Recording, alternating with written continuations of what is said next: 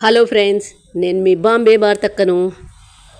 మేమందరం కలిసి కాలిఫోర్నియాలోని శాన్ ఫ్రాన్సిస్కోలో ఉండే గోల్డెన్ గేట్ చూడటానికి వచ్చాము.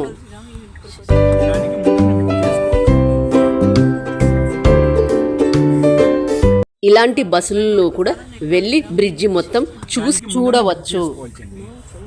ఈ బ్రిడ్జ్ పర్యాటకులను చాలా ఆకర్షిస్తుంది. దీని యొక్క నిర్మాణం 1937లోనే పూర్తి అయ్యింది. ఇది 2 తీగలతో వేలాడే పొడవైన బ్రిడ్జి. ప్రపంచంలోనే దీనికి 9వ స్థానంగా గుర్తించబడినది. ఇక్కడ కనిపిస్తున్నట్లు ఈ 2 వైర్లతోనే ఈ బ్రిడ్జి మొత్తం దాని మీదే ఆధారపడి ఉంటుంది. దీన్ని కట్టడం కోసం 4 సంవత్సరాల పైనే పట్టింది. బ్రిడ్జికి 2 మెయిన్ టవర్ల లాగా ఉంటాయి.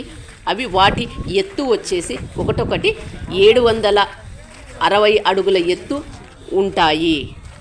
ఈ బ్రిడ్జి నిర్మాణానికి ఉపయోగించిన వైర్లు మొత్తం కలిపి 88,000 టన్నులు అయినాయి.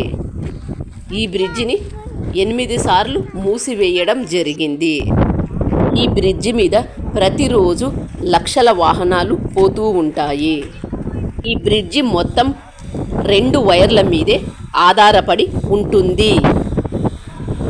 1989 అక్టోబర్ 27వ తేదీన దీని మీద 162,000 మంది ప్రయాణించినట్లుగా చెప్తారు. ఈ బ్రిడ్జ్ 1937లోనే పూర్తి అయ్యింది.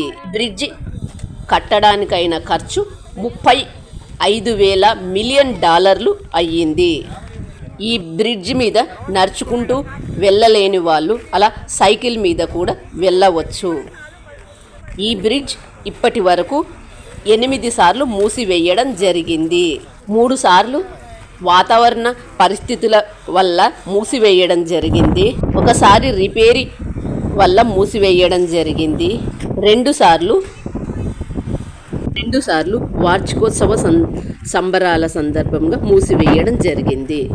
1987వ సంవత్సరంలో 50 సంవత్సరాలు పూర్తయిన సందర్భంగా వార్షికోత్సవ సంబరాలు జరిగాయి. వార్షికోత్సవ సంబరాల్లో 50,000 మంది వస్తారు అని అంచనా వేస్తే 50,000 మంది వస్తారు అని అంచనా వేస్తే 8 లక్షల మంది చూడటానికని వచ్చారు. 8 లక్షల మంది చూడటానికి వచ్చినప్పుడు బ్రిడ్జి మొత్తం 10 ఫీట్ల అడుగుకు సాగింది. ఆ బ్రిడ్జి మీద నుంచి చూస్తే పసిఫిక్ మహాసముద్రం కనిపిస్తుంది. ఈ బ్రిడ్జి మీద నుంచి ఉత్తరం వైపు వెళ్ళినట్లయితే అక్కడ చెట్లలో నుంచి తోడేళ్ళు, జింకలు కూడా కనిపిస్తాయి.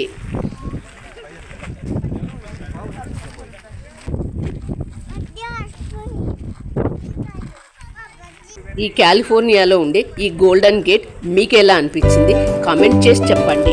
నా ఛానల్ కొత్తగా చూసేవాళ్ళు సబ్స్క్రైబ్ చేసుకోండి. Thank you for watching.